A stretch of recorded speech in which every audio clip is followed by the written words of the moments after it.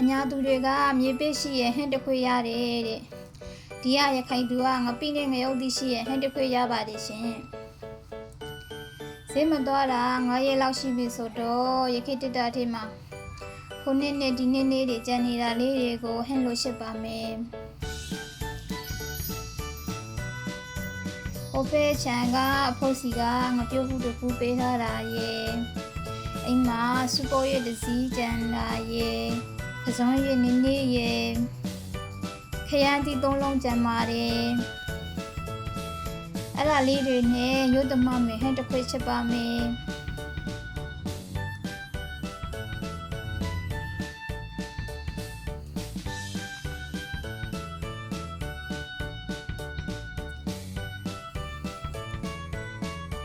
မပြုတ်ဘူးက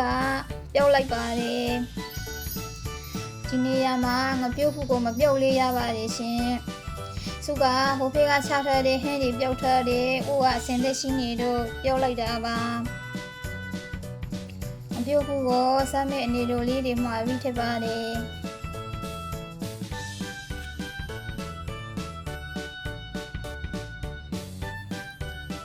နည်းမာတဲ့ခရမ်းသီးကိုထည့်ပါတယ်အောက်ကချပါမယ်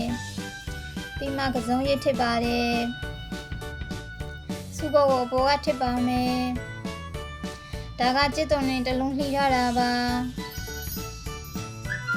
ဒါကငရုတ်သီးထုံထားတာပါဒီနေရာမှာငရုတ်သီးကိုအစိမ်းကိုအပိုင်းပိုင်းလေးညှက်ထည့်တာပိုကောင်းပါတယ်ရှုံမုန်းစားထည့်ပါတယ်မပိထည့်ပါတယ်ငပြားရည်ထည့်ပါမယ်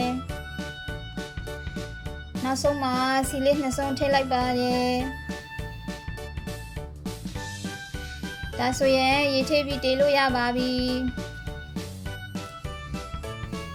ဆူလာပါပြီရှင်ဆူလာရင်မကြီးရေလေးထည့်ပါမယ်ဒီနေရာမှာမကြီးရေမထည့်ပေးနဲ့ရှမ်းပေါင်ရွက်1ရွက်2ရွက်ထည့်ရင်ပိုကောင်းပါတယ်အရေလေးခံသွားပါပြီအရွက်တွေလေးနူးသွားပါပြီဒီဟင်းအနံလေးကြရွာအိမ်တော်တတိရသွားပါပြီရှင်